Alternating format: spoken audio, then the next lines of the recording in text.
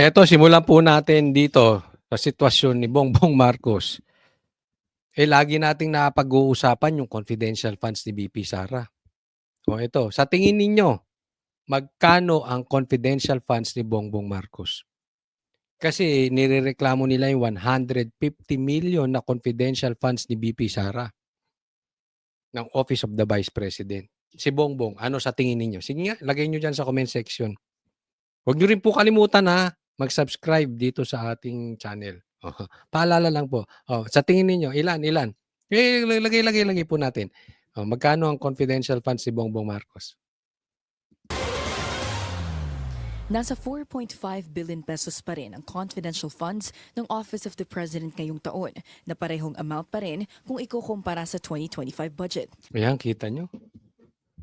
4.5 billion confidential funds ni Bongbong Marcos. At parehas dun nakaraang taon, 4.5 billion. Grabe. Billion. Confidential funds yan, ha? Confidential. Anong ibig sabihin yan? Hindi natin alam kung saan ginastos yan. Hindi natin alam kung yan ay pinambayad ng trolls. Hindi natin alam kung yan ay binulsa. Pagsamain mo yung 4.5 noong 2025, ngayon 2026, pagsama po na kung hindi natin alam kung ano yung magkano yung 2023, 24. Pero ito na lang, 9 billion agad yan. May control si Bongbong Marcos kung saan gagastusin. Yung ang nakaalat na para sa baha, nagastos pa saan, na ang daming nakatingin, ito pang confidential funds, free will kung saan niya gagastusin. Ang laki niyan. Bukod pa doon, sa panayang silip ng mga kalaban ni Bongbong Marcos, sa 150 million, hindi billion 150 million na confidential funds ni VP Sara. Kaya ako, pasensya na kung meron tayo talagang mga kaibigan na pink or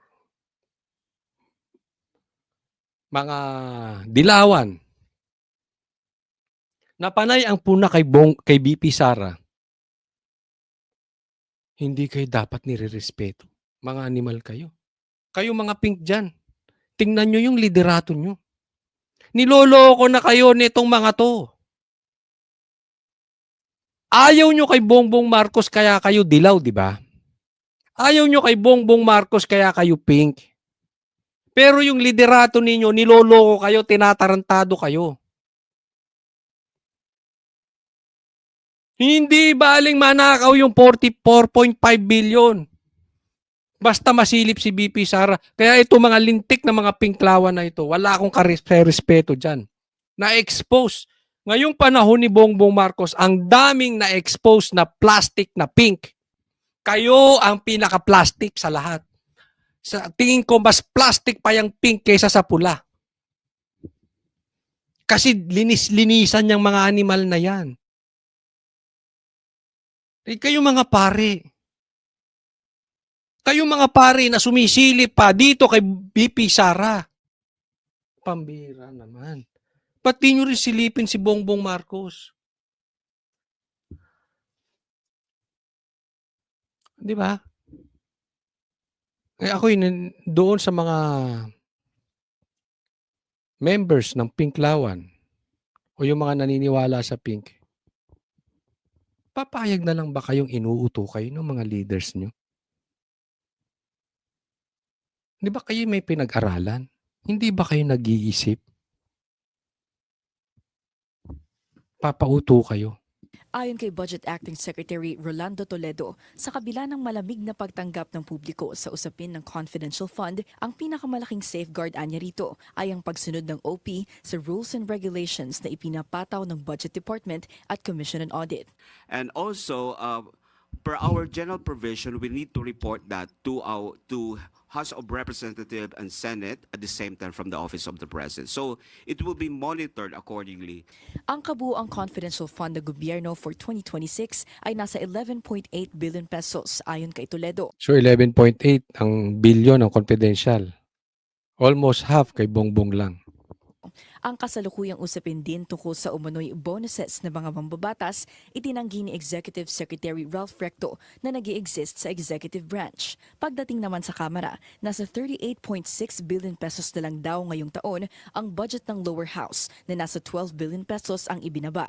Gaya ng ibang kongresista, pondo para sa maintenance and other expenditures o MOOE din ang alam ni Recto na purpose ng mga allowance na ito. Samantala, nananatili umanong isa sa fastest growing economies in Asia ang Pilipinas dahil nasa 4.8 to 5% ang GDP ng bansa sa pagtatapos ng 2020. Kita mo kung niloloko pa tayo ng mga animal na to. Yung sinasabi ko kaya walang mangyari sa Pilipinas eh. Hindi nyo naman gustong ayusin. Gusto nyo lang linisin yung imahe ninyo. Umasenso pa ekonomiya natin. Anong infrastructure na nagawa ninyo? Ilang porsyento ang walang trabaho? Kada bagyo, kinakabahan tayo, mga animal kayo. Tapos umasenso pa Pilipinas. Iniiwan na nga tayo ng mga turista eh. Sa ibang bansa na sila. Alam nyo bang yung mga turista nagdadala ng pera sa Pilipinas? Nung panahon mo, Bongbong Marcos, bumagsak ang turista. Tapos sasabihin mo, umasenso Pilipinas? Anong kademonyohang lantarang pagsisinungaling yan? 5. Wala naman daw epekto ang kasalukuyang sigalot sa pagitan ng Venezuela at Estados Unidos sa ekonomiya ng Pilipinas at nananatili ring matatag ang koneksyon natin sa ekonomiya ng Venezuela. Para sa agenda, opinion ko lang. Mas maganda pa talagang mangyari sa Pilipinas yung nangyari sa Venezuela. Kuhanin nyo na yung mga adik na opisyal dito sa Pilipinas. Pahirap sa buhay ang mga yan. Tapos, isipin nyo, ang laki-laki ng confidential funds. Naghihirap ang Pilipinas. May naaatim nyo ba yung mga yun? Kung ikaw ay opisyal, naaatim mo yan. Wala ka na talagang konsensya. Nakikita mong Pilipino naghihirap tapos ikaw haya-hayang buhay. Pambira, oh. Next po. Ito po, pag-usapan natin. Dito, kitang-kita po natin, nanghihina na si Boying. Malapit na. Malapit na ito si Boying. Tingnan po natin. Sa pagpapatuloy ng preliminary investigation sa umano'y maanumalyang flood control project sa Bulacan, nag-file ng kanilang counter-affidavit sa Department of Justice sina Senador Joel Villanueva at dating Senador Ramon Bong Revilla Jr. Ang National Bureau of Investigation naman na siyang nagsampa ng reklamo sangkaterbang dokumento ang dala sa DOJ. Ayon sa Justice Department, ang preliminary investigation ngayong araw ay patungkol sa mga proyekto sa Bulacan na kinasangkutan din ng contractors na Wawaw Builders at Top. Tingnan yung kalokohan to, no? Di ba? Yung NBI nagreklamo. Saan? Sa DOJ. Kaya kanino ba yung control yung DOJ? Di bago naman yung si Boying naging ombudsman, di ba siyang sekretary ng DOJ? Niloloko nyo kami dyan. Sino binibira dito? Si Villanueva at si Revilla. Alam naman natin, matalik na kalaban ng Remulla ang Revilla sa Cavite. Sa katunayan, maikukumpara natin ang Revilla, di umano, sabi sa akin ng mga taga Cavite, maikukumpara ang Cavite na parang si Sara ang Revilla at si Bongbong ang Remulla. Ayaw ng tao sa Cavite dito sa mga Remulla. May totoo ba yan sa mga naririnig ko? Kaya anong ginagawa? Parehas nung ginagawa kay BP Sara. Pinababagsak si BP Sara dahil hindi kaya sa patas na eleksyon. Ganyan din ang ginagawa kay Revilla. Pinababagsak si Revilla dahil hindi kaya sa patas na eleksyon. Hindi kakayanin ng Rimulya ang Revilla diyan sa Cavite. Oh. Ta's ngayon ang daming kaso. Samantalang yung mga magnanakaw, tahimik kayo, NBI? Ano nangyayari sa inyo? Oh. Sabagay, hawak ng DOJ dati ni Boying. Nudge Catalyst Builders Inc. Sabi na DOJ, idiniklara ang mga proyektong 100% complete pero ang iba ay ghost project naman o kaya ay hindi kompleto. Naharap sina Villanueva at Revilla sa magkahiwalay na reklamo. Si Siya- Senator Bong Revilla, in these 6 cases, sa respondent na po siya sa isa. Okay, tapos si Senator Joel Villanueva is also a respondent in another case in one of the 6 cases. Ay, ba't ikaw nagsasalita? Salita ka na sa... Hindi, ano yan, tagapagsalita yan eh. Hindi, ako nagtataka lang ha. Kasi yung mga ganitong pagkakataon, meron kayong kaibigang epal? Ako meron. Gusto nyo malaman? Sino? Lahat naman tayo may kaibigang epal. Lahat tayo may kaibigang epal, di ba? Pero yung may pagkakataon umepal na nahimik, nakakapagtaka.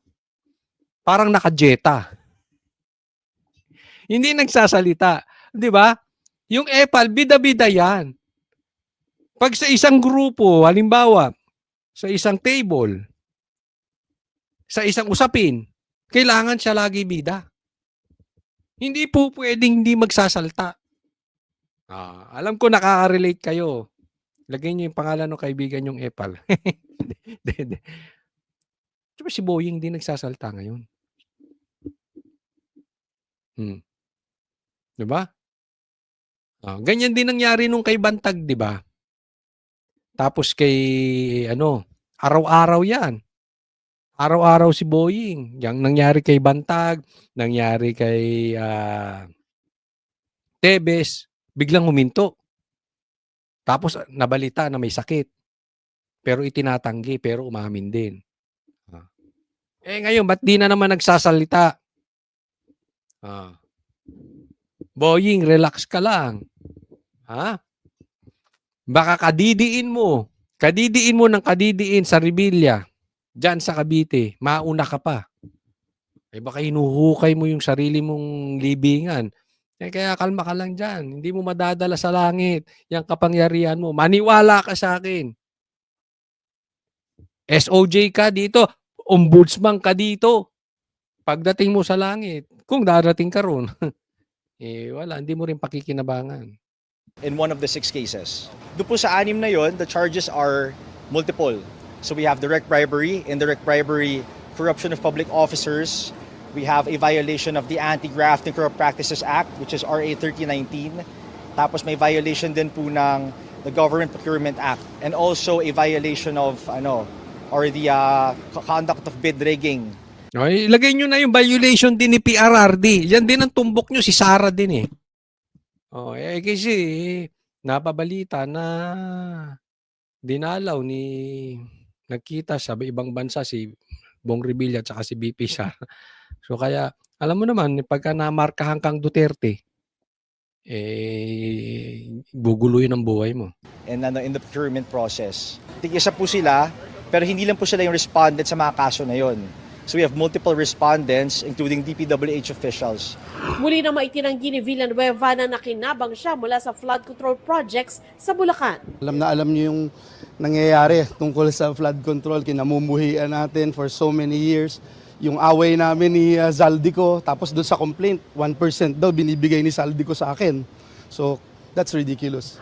Ayon sa kanyang abogado, meron silang 3 testigo kasama na rito ang staff ni Villanueva na kinilala ni dating Bulacan District Engineer Henry Alcantara bilang peng na inabutan umano niya ng 150 million pesos sa Alam mo kaya yung kay Gutesa, yung salaysay, hindi man lang binigyan ng pansin. Kasi sinong mas matimbang ang salaysay? Etong mama na ito o yung kay Gutesa? Kasi yung kay Gutesa, ang itinuturo si Bongbong Marcos at saka si Tambi. Ito ang tinuturo si Revilla at saka si Villanueva, halatang-halatang fall guy, 'di ba? Sino ba talaga ang may kapangyarihan diyan sa flood control? Hindi naman 'yan maiikot-ikot lang basta-basta. Magpakatotoo na tayo. Hindi naman basta-basta maiikot 'yan. Posible maikot, pero hindi nila basta-basta maiikot 'yan. Ang may kapangyarihang makapag-ikot talaga niyan, yung magpinsan. Si Gutesa, binibitbit niya mismo yung pera, dinadala sa kanila. Sino ka panipaniwala? Etong mama na ito ay nakinabang sa flood control. So, ibig sabihin, nililigtas niya ang sarili niya. Kasi gusto niyang mapunta dun sa witness protection program. Si Gutesa, walang kasalanan sa Pilipino. Walang kasalanan sa taong bayan, pero nagsalita. Nakukuha niyo yung ibig ko sabihin? Ganyan po kahina ang NBI natin. Wala ba silang confidential funds? Hindi nila naiisip ito. Niligaw nila lahat ng istorya dito kay Bong Revilla, dito kay Villanueva. Hindi po sa pinagtatanggol natin. 'Di ba? Pero alam naman natin nangyari dun sa mga anak niya eh. Hindi pumirma sa impeachment ni VP Sara. rest house sa Bulacan. Sabi ni Alcantara, para raw ito kay Villanueva bagamat hindi umano alam ng senador na mula ang pera sa flood control. Pero sabi ng kampo ni Villanueva, hindi totoo ang paratang ni Alcantara. Walang binigay. Walang binigay. So, nasaan ang pera ko? Nasa kanila siguro. Sa engineer. Ito, biglang nagbintang lang si Alcantara.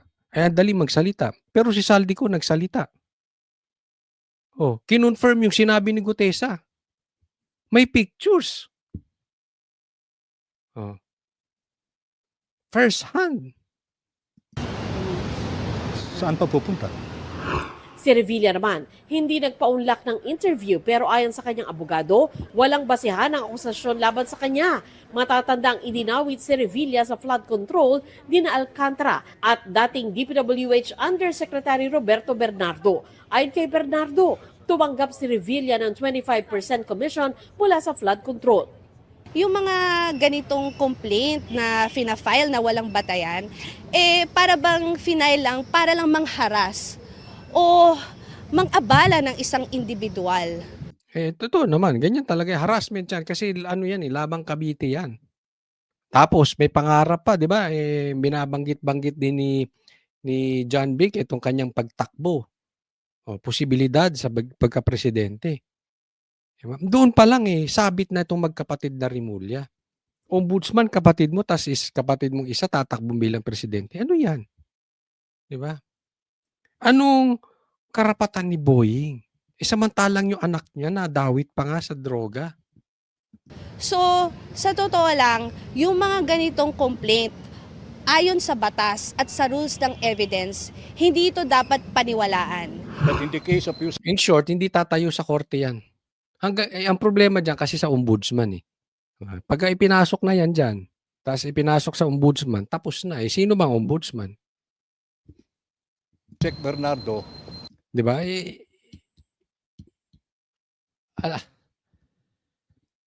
Ikaw pinanganak na lang kahapon kung di mo naiintindihan yung politikang nangyayari kasi it's very obvious Diba? Mayroon naman kasing malalalim na talagang hindi natin maiintindihan. Pero itong nangyayari dito, gipitan na lang ng gipitan I think we pointed out that he has submitted five affidavits. Ang tingin namin, he was trying to really enter the witness protection program. Yun. And the only way that he can be admitted is actually point to somebody higher. Kasi kailangan nila yan tulad niyan, nangako si Bongbong Marcos. May mga magpapasko sa kulungan. Maraming magpapasko sa kulungan. Nangyari ba? Hindi rin. Di ba?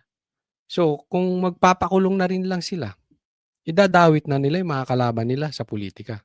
Nay pa rin sa flood control issue, inilahat ngayon ng DOJ na gumugulong na rin ang investigasyon nito sa plunder complaint laban kay dating Representative Zaldico.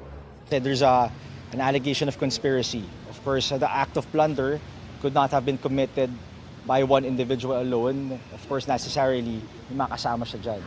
Hiningan namin ng reaksyon ng abogado ni Ko pero wala pa itong Ito nakakapagtaka. Simula nung binanggit ni Bongbong Marcos na binabribe daw siya ni Zaldico na hindi na kakansilahin ng passport, hihinto na siya mag-video. Yan po ang sabi ni Bongbong Marcos na sinabi ni Zaldico sa kanya. Bina-blackmail si Bongbong.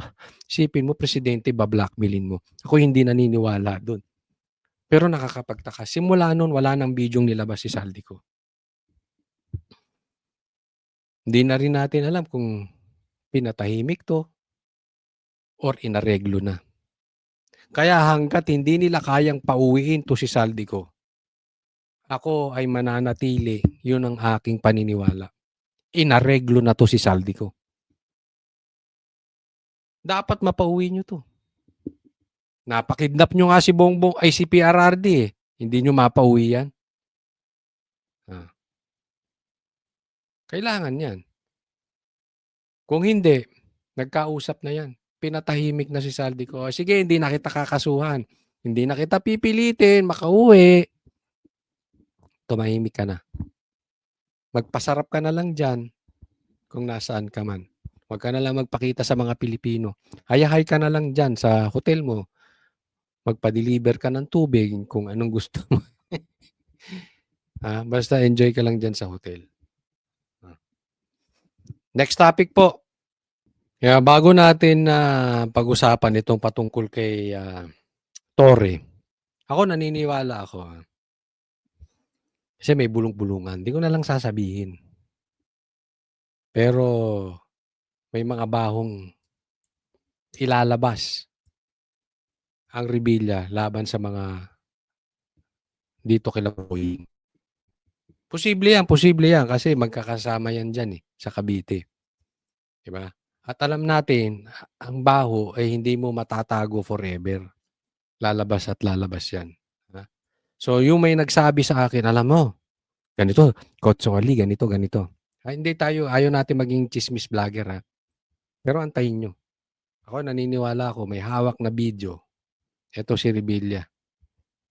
Itong Revilla, laban dito kay Boying. Pero, antayin na lang, no? Pero kasi pag personal, hindi ako maglalabas niyan. Pero lalabas yan. Tingnan natin. Ewan ko Basta naibanggit lang sa akin at hindi ko pwedeng sabihin kung sino nagbanggit. Basta kung marami kang kalokohan sa buhay, hindi mo forever may tatago yan. Okay, punta po tayo dito. New Year, new plans na rin ang inilatag ng MMDA para sa taong 2026. Ayon kay MMDA Chairman Romando Artes, nais nila na ma-involve na rin sana sa planning, execution at implementation ng infrastructure projects ng Department of Public Works and Highways. Kabilang dyan ang mga para sa flood control. Kami ay makikipag-usap kay Secretary Dizon at makikipag-tie up dahil alam niyo naman ang DPWH ang gumagawa ng mga infrastructure projects insofar as flood control is concerned. Tine-turn over na lang yan sa atin pag nagawa na. Ang isa sa ilang plano na yan yung pogi, nakita niyo yan. May pogi ron, ay kasunod na rin ng pag-uusap nila ni dating PNP Chief Nicolas Torre III na opisyal nang ipinakilala bilang bagong General Manager at spokesperson ng ahensya. Ito si Torre. Alam mo, to si Torre, wala talagang respeto sa sarili. PNP chief ka. Sinibak ka. Saglit ka lang PNP chief. Sinibak ka agad. Dahil nagkaroon lang sila di umano ng iringan ni John Vic. Sinibak ka tapos ginawa kang spokesperson at general manager ng MMDA. Para ano? Para mag-resign ka. Para yung kanilang PNP chief ay maging 4-star kasi isa lang po ang 4-star dapat. So, pag nag-resign na siya, hindi na siya 4-star, tingnan mo, walang bait sa sarili to si ano. Nakakahiya to si Torre. Walang respeto sa sarili. Harap-harapan siyang sinasampal ni Revilla. Wala siyang ginawa. Ano? Ganyan ba ang PNP chief? Ganyan ba ang dating PNP chief? Harap-harapan kang binabastos, wala ka man lang ginawa. Tinanggap mo pa yung pambabastos at nilunok mo. Pwede naman sana hindi mo na pinansin eh. Pero tinanggap mo pa, nakakadiri ka. Di ba? Parang isa kang PNP chief, may nakita kang nagdodroga. To the very least, wag mo nang pansinin. Pero ikaw, iba po ginawa mo. Tinanggap mo pa na ikaw ang protector.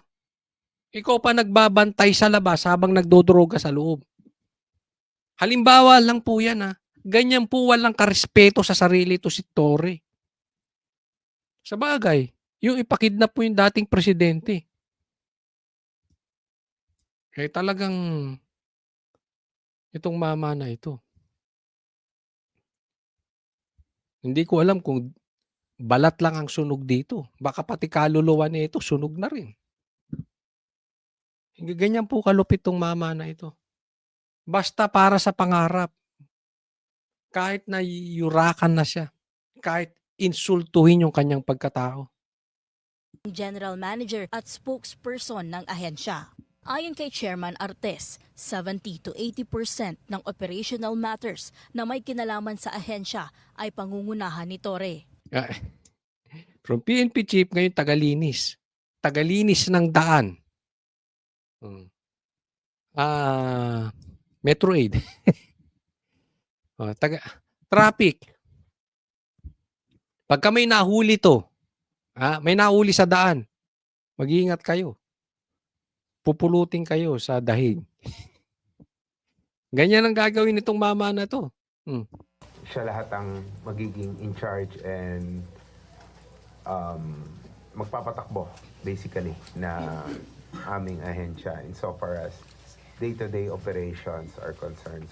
So essentially, we'll oversee everything sabay-sabay yan. Sabay-sabay natin gagawin. May mga focus, siyempre. Sa ngayon, ang focus natin, yung Focus mo si Duterte. traffic, dahil perennial naman yan. Traffic. Sa tingin nyo may magagawa to sa traffic? Wala, pampagulo lang yan. Ang baha, ang solid waste management.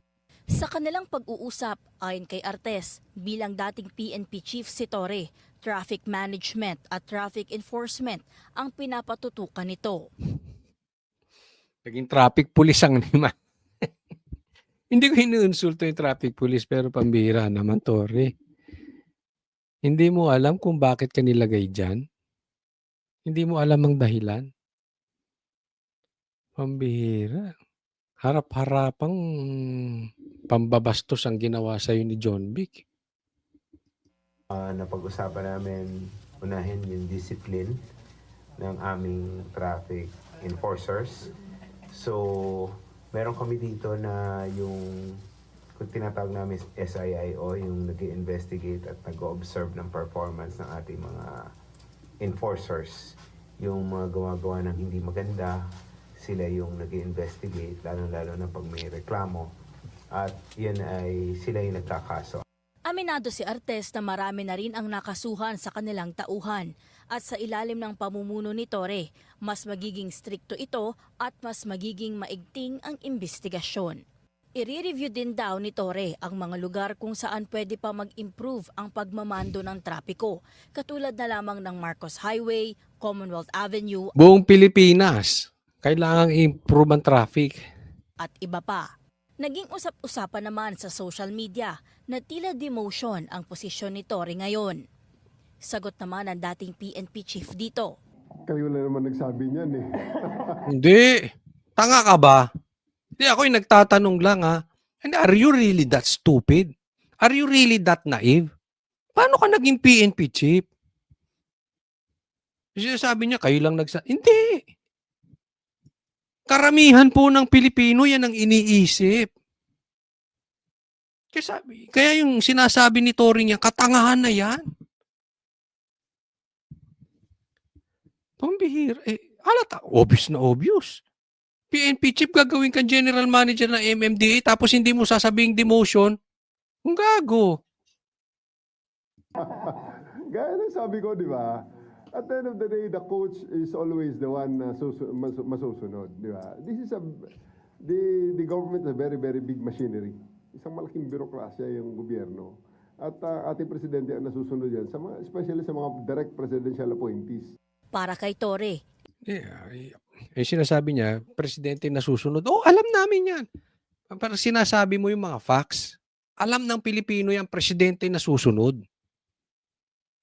Pero yung ginawa sa'yo, demotion yan. Kahit pa sabihin natin yung presidente na susunod, yung kagaguhang ginawa sa'yo, demotion yun. Akatanga mo naman, kung PNP chief, kung hindi mo alam yun. Hindi mo kailangan kaming lecturean na yan prerogative ng presidente. Ang punto rito, pag-iinsulto yung ginawa sa'yo, demotion. Tapos hindi mo alam. Ganun kakatanga? isa itong pagkakataon para magsilbi na hindi niya palalagpasin. Para sa agenda. Ito, gusto kong bigyan ng komentaryo, ha?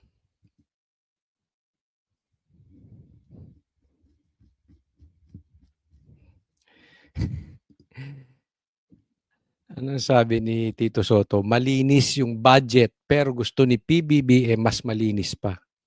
Walang yan. Nagsama-sama yung linis-linisan. Naayos na ba yung sinasabing kabit mo? Yung sinasabi ni Anjo Iliana ng kabit mo? Totoo ba yun? Bakit ko binabanggit yan? Kasi parang linis-linisan ito. This is very obvious. Akala ko naman nagbagong buhay itong mga to. Naimasmasan nung Pasko, kaya tayo ay nagpahinga muna. Sabi ko na, baka naman may pagbabago mangyayari sa gobyerno. Wala.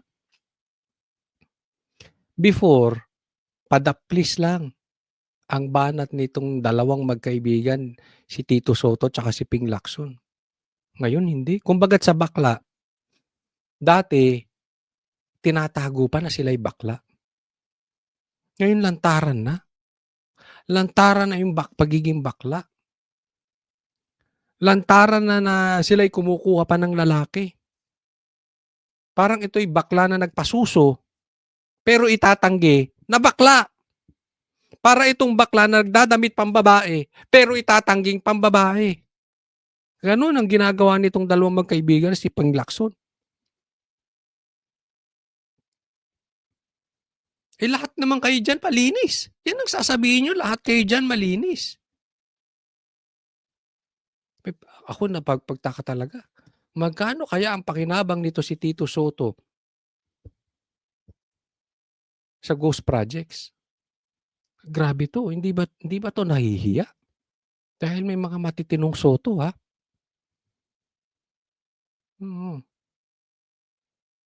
Tapos in denial, pero lantaran. Grabe, oh. Kasipsip kay Bongbong Marcos. Tapos excited. Naalala niyo nung pinag-uusapan yung impeachment ni BP Sara, excited tong mama na to. Ganyan po kadugyot itong tao na ito. Ganyan na po kadugyot ang karakter ng mga politiko natin. Matindi po.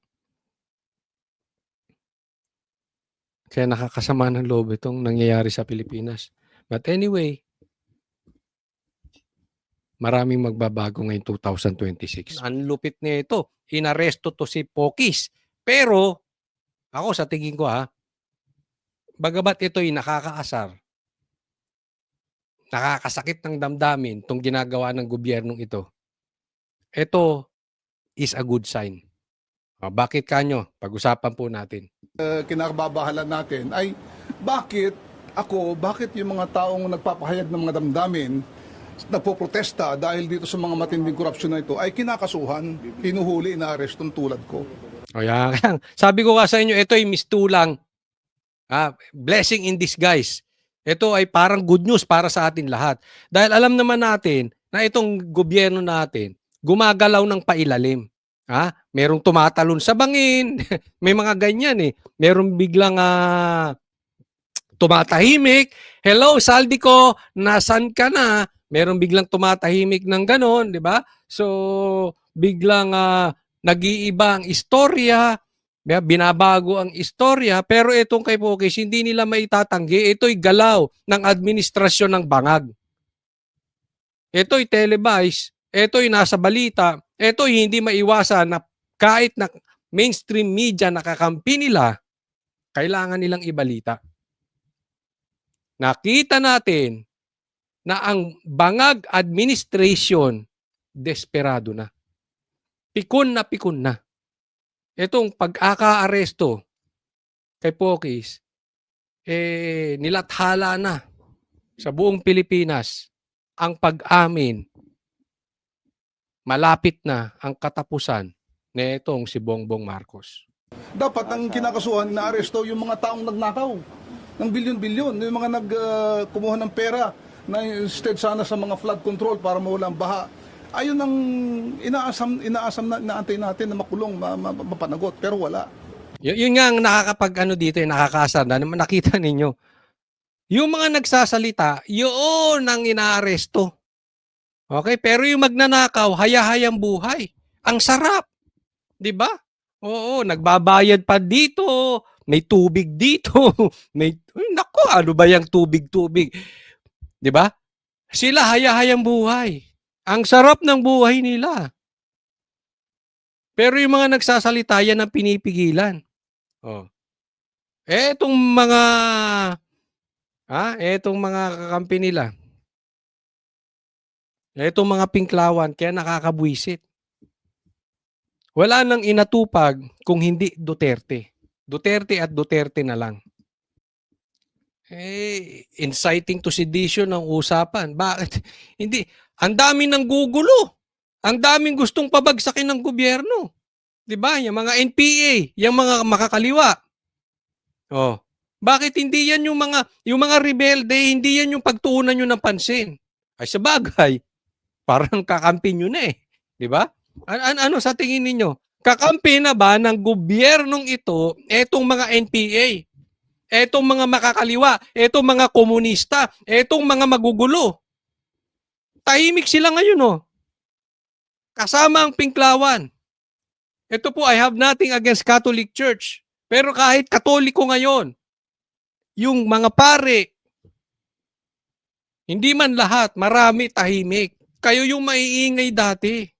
It shows yung real character ninyo. Ngayon kailangan kayo, asa na kayo. Sir, yung background ng case po ninyo, inciting to sedition, meron daw po ba kayong mga naging pahayag ng pag-aaklas laban po sa gobyerno or sa AFP?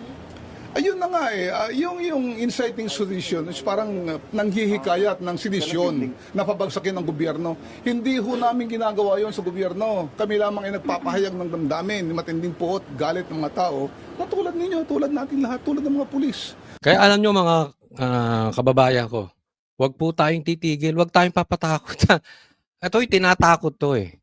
Tinatakot tayo, huwag tayong hihinto. Hindi po tayo nananawagan na pabagsakin ng gobyerno. Tayo ay nananawagan na magsalita. Huwag tayong titigil sa pagsasalita. This is our year. Maniwala po kayo mga kababayan ko. This is our year, 2026. Maiahon tayo sa mga magnanakaw.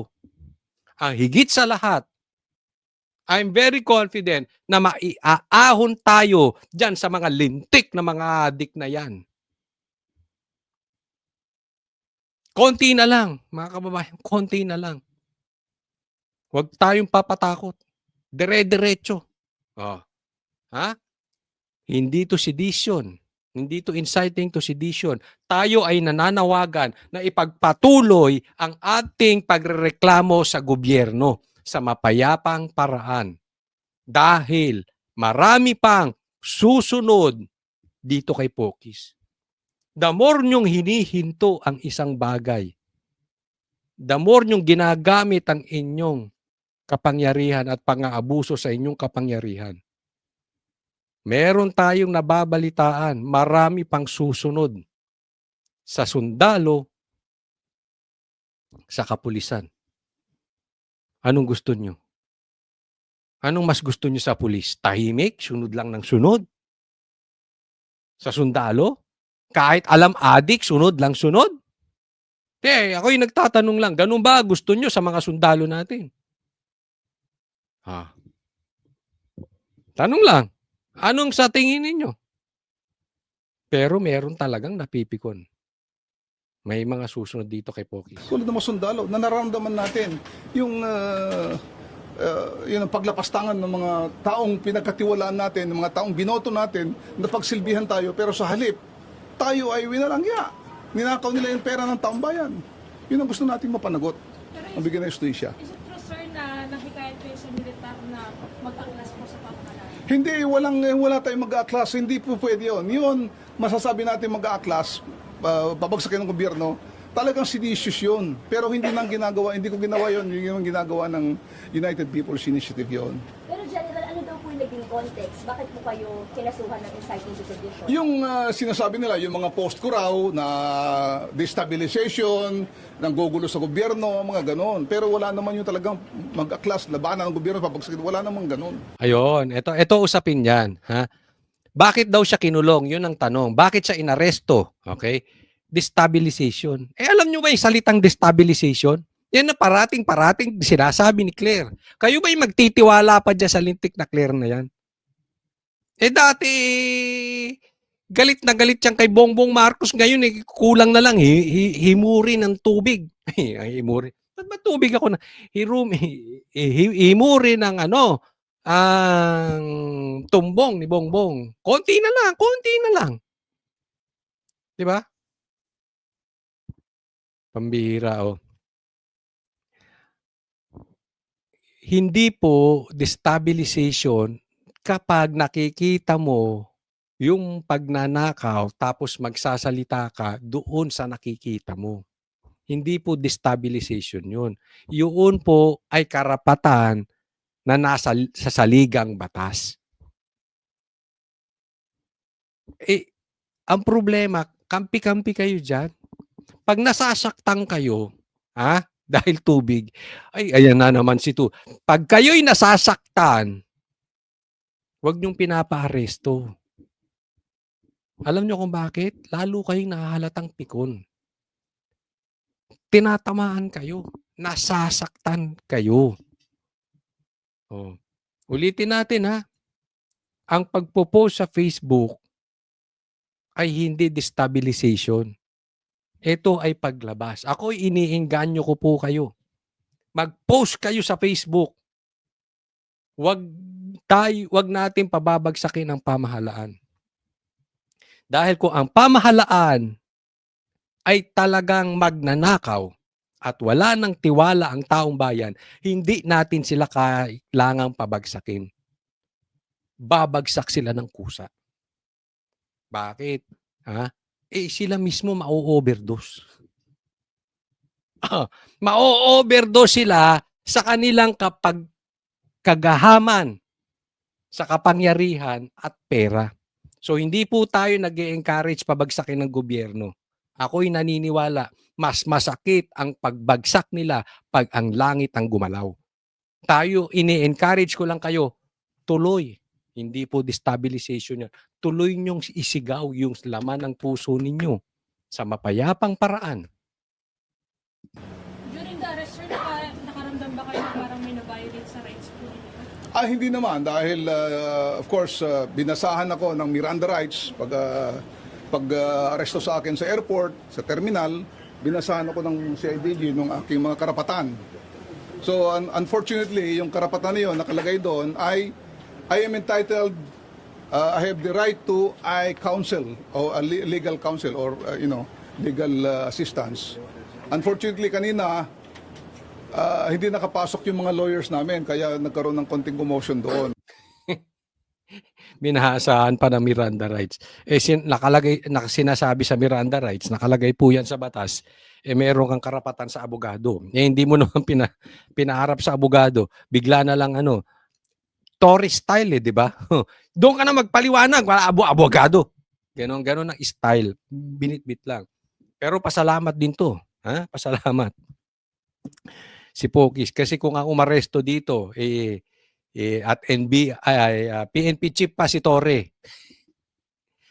Malamang ito nandun na sa ICC na to. Oo, doon bibit-bitin yan. Hindi natin alam, baka sa Timbuktu dalhin to si Pokis, di ba? Wala eh. Pag si Torre ang bumirada ng aresto, walang due process. Walang due process. Ha? Basta yan ang nag-serve ng warrant of arrest. Walang due process dyan. Ha? Oh, sasabihin lang sa'yo, my way or the hard way? Oh, ganun. Susunod ka na. Di ba? Pero sa buhay ng tao, tapat-tapat lang yan. Kinaya lang naman yan ni Torre dahil may edad na si PRRD. Pero kita nyo, bilis ng karma. Yung dating PNP chief, saglit lang. Ngayon, tagalinis ng daan. Gusto sana ng lawyers namin na makausap ako kasi hiniwalay yung pag-aresto sa akin, wala yung mga lawyers doon. Yun lang naman ang nag-issue doon. Susubaybayan po natin itong balitang ito dahil napakalaki po nito. Okay? Puntahan po natin yung next topic. Isang malaking balita itong kay Pokis, no? Pero ito pangalawa, malaking balita rin itong press con ni Chavit. Tatandaan natin may history to si Chavit. Pag ito'y nagsalita, bumabagsak ang gobyerno. Titingnan natin. Wala tayo hindi natin sinasabing pabagsakin ng gobyerno. Pero meron siyang binanggit dito. Oo. Tingnan nyo pong mabuti. Former Ilocos Sur Governor Chavit Singson si Pangulong Bongbong Marcos sa isang debate. Mastermind daw kasi ang Pangulo pagdating sa korupsyon ayon kay Singson. Ayan, maniwanag si Singson may sabi. At ako'y sumasang-ayon kay Singson. Ako'y naniniwala. Si Bongbong Marcos mastermind. Mangyayari ba itong mga to? Nang hindi alam ni Bongbong Marcos, yung iba sinasabi, to the very least, may alam si Bongbong Marcos. Ako'y masang-ayon ako kay Chavit. Hindi lang sa may alam. Kasabwat po dito si Bongbong Marcos. Bakit? Ito ipapatunayan natin. At anytime soon, posible raw ang pagpapatalsik sa kanya. Ang advice ko sa my former friend, dapat sumuko na siya. Mas maganda kung sumuko sa pulis o sa military. Wala kang ligtas dito. Hindi ka makakaligtas. Ang laki yung ginawa yung kalukuhan. Yeah. Malupit itong binanggit niya. Oo, tinaningan. May taning na po ang buhay ni Bongbong Marcos. Wala na siyang ligtas. At sa sobrang laki nito, ibig sabihin dito ni Chavit, nabaon na. Hinukay na ni Bongbong Marcos yung sarili niyang hukay. Kahit subukin niya pang makipag-areglo sa mga Duterte, makipag-areglo sa taong bayan, hindi na. Ang kakahantungan lang ni Bongbong Marcos ay pag-aaresto sa kanya ng pulis. Not even yung mapatalsik si Bongbong Marcos. Ito po sinasabi ni Chavit. Hindi lang pagpapatalsik kay Bongbong Marcos. Bagkus, may taning na. May taning na ang buhay ni Bongbong Marcos. Alam niyo kung bakit? Napakalaki nitong ginawa ni Bongbong. Magkakasakit siyang talaga rito. Pagsamahin mo pa, adik ka. Adik ka na. Tapos aarestuhin ka pa. Hindi lang pagbaba Ang ibig sabihin dito ni Chavit, aarestuhin. Baka masaktan ka pa, sumuko ka na sa pulis at sa sundalo. Wala na tong dulo. Iyan na po ang fate ni Bongbong Marcos. Isipin mo, adik ka na, madidepress ka pa, maaaresto ka pa. Susunod to sa yapak ng tatay niya. Nung binitbit sila sa Hawaii, namatay na yung tatay niya. 'Di ba? ganito rin ang kalalabasan. Kaya sinasabi rito, ako'y naniniwala, ha? Ay hindi na magtatagal 'to si Bongbong Marcos. Hindi ko po sinasabi na gusto ko siyang mamatay. Inuulit ko. Pero with his situation, depression and drugs, naku, deadly po yan. Inilatag niya ang mga akusasyong orchestrated ang mga ginawa ni PBBM nitong nakaraang taon para manatiling malinis ang kanyang pangalan. Halimbawa raw ang nooy pagpirma ni PBBM sa 2025 budget o General Appropriations Act sa kabila ng irregularities umano nito kabilang ang di umano'y invalid at blank line items. Ayan, di ba? Diyan pumutok yung blank items. Oh. Kasabwat yan. At dahil bumagsak daw ang public rating ng Pangulo, sinundan daw ito ng deliberate image building niya para magmukha raw itong mabait kabilang ang ilang serye umano ng scripted interviews ni PBBM. Yan, napansin nyo yan? Di ba si Bongbong Marcos laging wala? Puro si Claire lang. Di ba pansin-pansin? Ito, very obvious. Nung pagbagsak ng rating na, bigla siyang labas ng labas. Ang problema, scripted naman. Controlled environment. Bakla pa rin. Bakla itong mama na ito. Duwag ito. Duwag humarap sa media. Anong sinabi ni Claire noon? Haharap siya sa media. Hindi humaharap. Haharap lang, pipili ng isa i-interviewin. Hindi ganoon. Ang layo nito kay PRRD. Si PRRD inaharap ang tao. Consistently inaharap ang tao, ini-interview. Hindi siya nagtatago sa palda ng babae. Hindi nagtatago sa palda ng tagapagsalita. Siya mismo. Pero kita nyo, ang inaayos ni Bongbong Marcos, imahe. Hindi na po maniniwala ang tao sa ganyan. Kaya nga sabi ko, kusang babagsak to itong gobyerno ni Bongbong Marcos eh. Tatandaan nyo, pagsagad na, wala nang tiwala ang taong bayan. Kahit anong sabihin ni Bongbong Marcos, magko-collapse ang gobyerno ng kusa. Dahil kahit tahimik ang sundalo, kahit tahimik ang pulis, pag nawalan na ang taong bayan ng tiwala sa liderato, babagsak ang ekonomiya. Even yung mga pulis at sundalo, pamilya nila magugutom na. Babagsak. Maniwala po kayo, babagsak ang ekonomiya natin. Yun lang ang masakit. Bago bumagsak yung gobyerno ni Bongbong Marcos, sad-sad na po tayo. Pero mangyayari at mangyayari yan. Dahil nakikita natin wala nang tiwala ang taong bayan. Wala nang investor. Yung dollar, pataas na naman. Bumaba lang saglit, napansin ninyo kasi December, pumapasok yung remittance nyo mga OFW. Pero back to normal na tayo. Ano mangyayari? Tingnan nyo. First Monday, unang pasok pa lang, bulusok na naman, taas na naman ng dolyar. Problema yan. Babagsak talaga ekonomiya natin. Unahan lang yan. Mamamatay ang taong bayan. O ito unang mamamatay. Makukukunin ito eh. O hindi po tayo nagbibintang ha. Pero tatandaan natin. Makapangyarihan din ng Panginoon. Hindi niya na mahahayaang maubos ang Pilipino dahil sa pagnanakaw ng mga animal na to. Si Singson, na dating presidential friend at advisor, tila inilaglag ang Pangulo dahil noong 2024 SONA raw nito, ifinlex nito ang 5,500 flood control projects ng administrasyon at kalaunay ibinintang sa climate change at improper waste disposal ang pagbaha sa iba't ibang bahagi ng bansa. Pero nang pumutok daw ang flood control scandal sa 2025, hindi naman daw idinawit ni PBBM ang di umano'y tunay na sangkot. Binanggit. Ito sinasabi ni Chavit, no? Pinagmalaki niya yung flood control.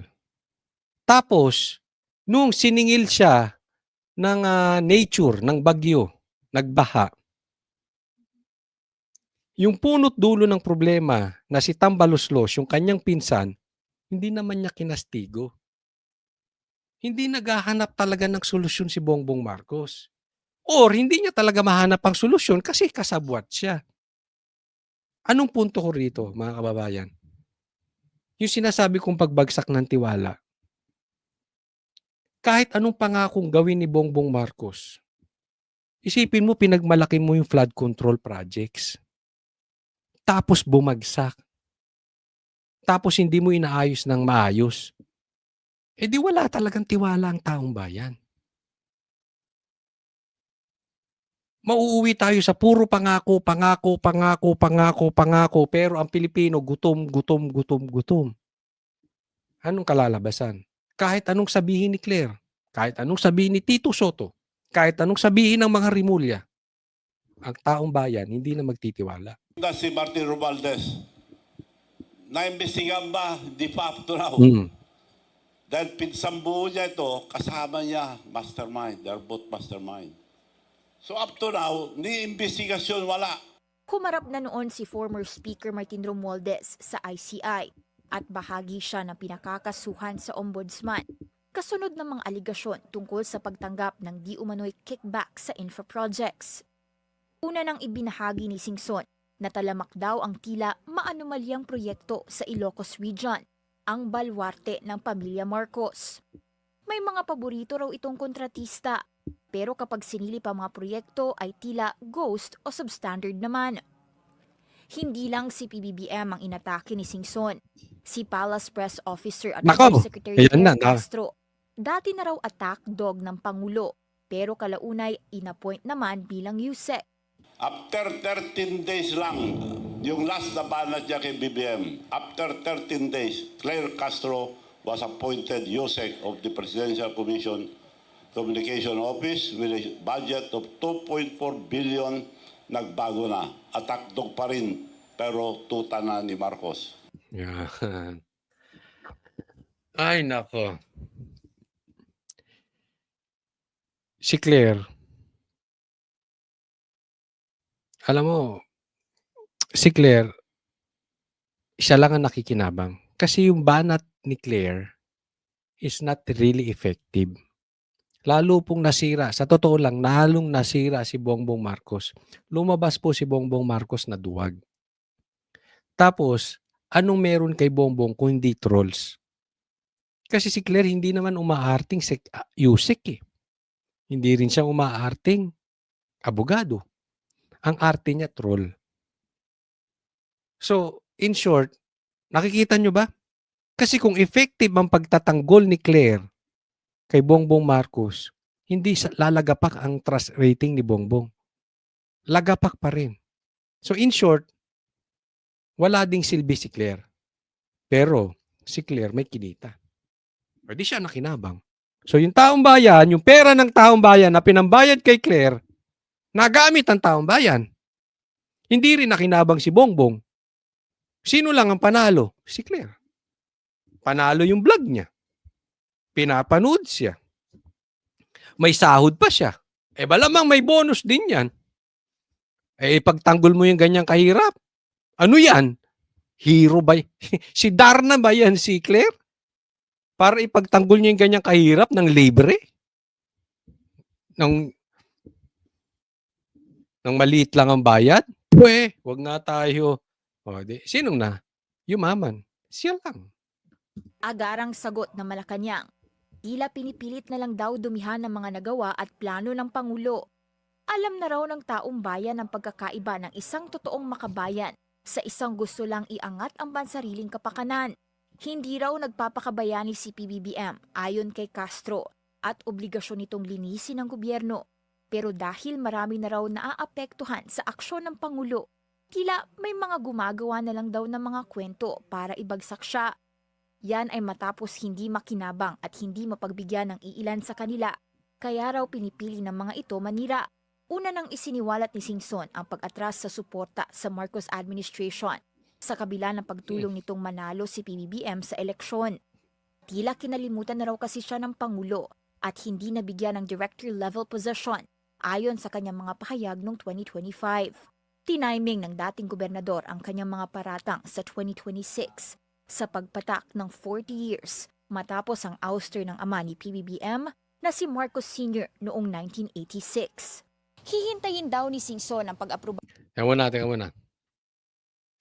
Yung sinabi ni Singson na mamaya papaliwanag natin yung 40 years. Yung huling pagkakatanggal ng kanyang tatay ay may ibig sabihin. 40 years. Explain natin mamaya. Ha? Noong 1986. Hihintayin daw ni Singson ang pag-aproba ng palasyo tungkol sa hamon niya sa debate. Kasabay nito, balak din ng dating presidential friend ang pagkasa ng one-time big-time rally para ipanawagang labanan ng korupsyon at anyayahan ng ilang mga grupong dumalo. Para sa agenda. Yan. Hinamon ha. Hinamon ni... Kasi dito pa ata yan. Ito. Sa debate challenge ni Manong Chavit. Media lang, yan din ang banat ng Malacanang. Hanati. Saglit. Puro pa media lang, yan din ang banat ng Malacanang sa debate challenge ni Manong Chavit. Dagdag ni Yusek Claire Castro, ang paglaban sa korupsyon ay hindi dinadaan sa debate, kundi sa pag-aksyon para mapanagot ang dapat managot. At yan daw ang ginagawa ng Pangulo ngayon. Sana rin daw noon sila naghamon ng debate. Nang aminin ni dating Pangulong Rodrigo Duterte na talamak ang ghost projects noong panahon niya, pero hindi naman naimbestigahan. Anak ng teteng talaga si Claire. Hinamon ni Chavit, eto si Bongbong Marcos ng debate. Anong sagot? Kasalanan na naman ni Duterte. Eto si Claire,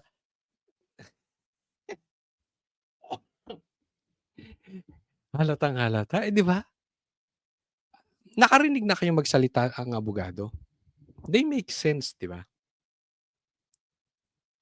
Hindi parang troll. Nakikita nyo, minsan kahit yung ibang abogado, even yung mga hindi ako sang-ayon na abogado, pag nagsalita sila, may matututunan ka. They make sense. Abogado. Yung abogado, pag nagsalita, tunog abogado. Ito tunog troll talaga. Parang nasa GC nila, ay, lahat ng balita balik sa Duterte. Okay? Kahit si Mr. Tubig, ituro nyo si Duterte. Ano ba yung tubig na yan? Yung tubig, yung water. Diba ganyan ang kinalalabasan nitong animal na ito. Puro na lang Duterte. Diba? Ako magdududa kung siguro sila ay teenager. Ako sa tingin ko, baka type nito si Claire kung pareha silang teenager baka kinakalantari na nito si Claire si PRRD. Diba? Isipin nyo debate. Pero ito yan. Si Bongbong Marcos, guaranteed, duwag yan.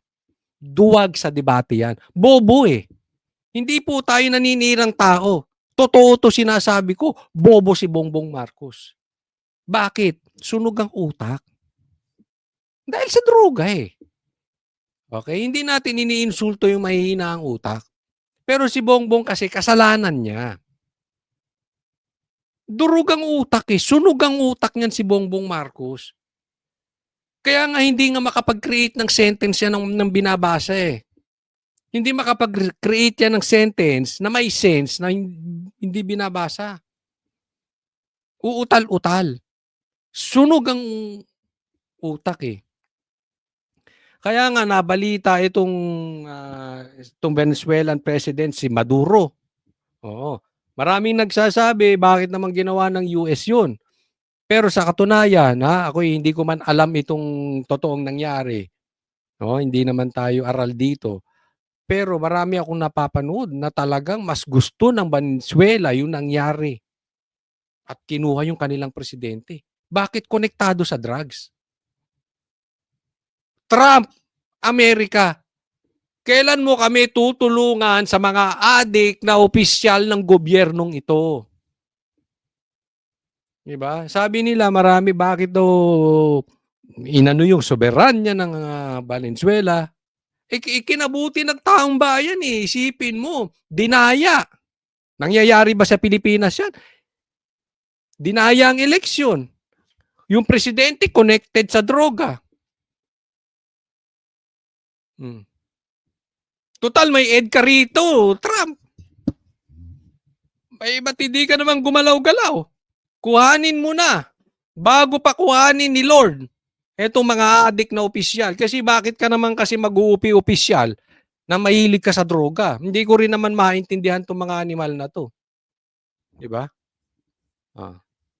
Pero debate, malabo yan. Kasalanan to. Alam nyo kung sino may kasalanan?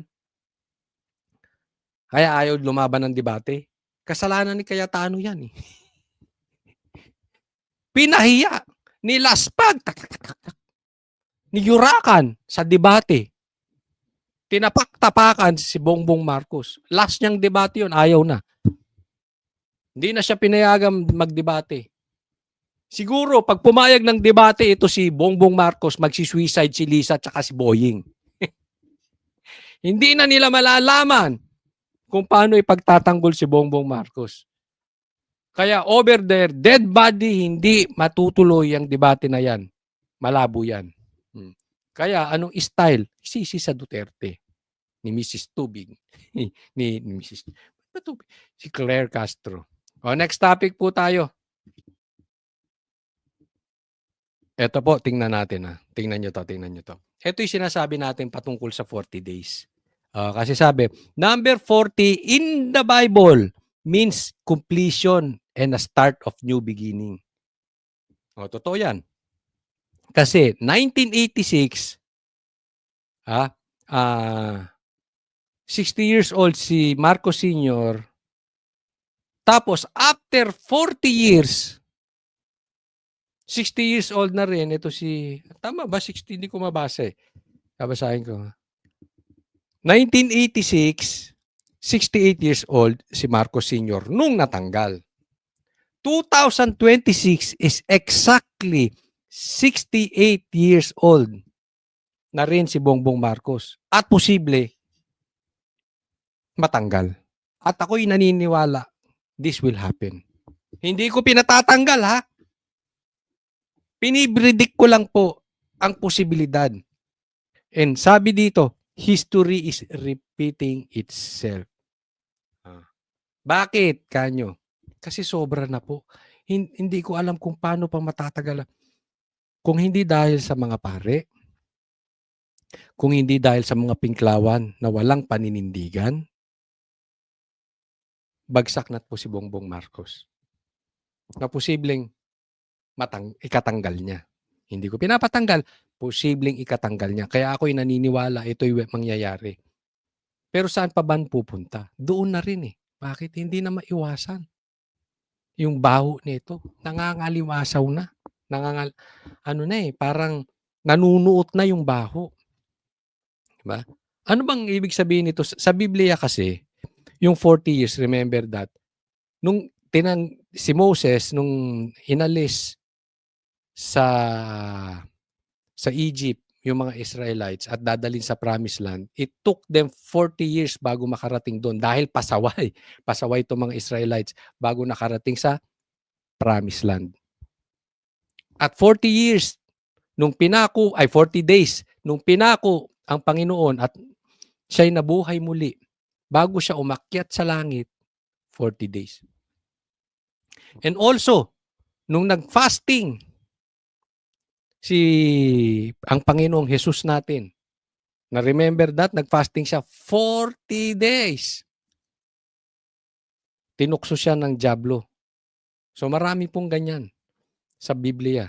Even nung umakyat si Moses sa Mount Sinai para katagpuin ang Panginoon, 40 days din. Okay? So very meaningful po ito sa Bible. Hindi natin alam kung ito may kaugnayan dito. Pero baka ibigay sa atin ng Panginoon ang bagong simula. Di ba? So speaking of yung aking bagong binuksan na topic sa aking Facebook, yung fasting. Tayo po yung nagfa-fasting. Susubukan natin mag-fasting 48 hours a week. Hindi lang po yan for spiritual. Ito po ay good for the health. Yan, kasi po, malaking bagay na yung sugar natin, yung ating sa katawan, may tulong po yung fasting. But anyway, nabanggit ko lang ulit, no? So, yan po ang connection yan. malay natin, 'di ba? May bagong panimula ang mga Pilipino. Sana naman ito'y akin lang. Maubos na yung mga adik na politiko dahil yan ang nagpapahirap sa bayang Pilipinas. O next po. Eto meron pong imbitasyon si Chavit Singson. One time, big time rally versus corruption isinusulong ni Chavit Singson. Sana, hopefully, itong February na to. Malay natin, di ba? Last na rin ni Bongbong Marcos tong February 25 ba yun? O, itong EDSA 1. Malay natin, we really don't know. Is 68 years old na siya. After 40 years, yung anak naman na natanggal. Alam nyo, dapat sa katunayan ako'y naniniwala. Nung nagsalita si Amy, kung tinuloy lang ang rally, nagkaroon ng 3rd day, 4th day, 5th day, tapos na yung problema natin sa mga adik. Kaya lang, hindi natin inaasahang pagkakataon na hinto yung rally, which I respect dahil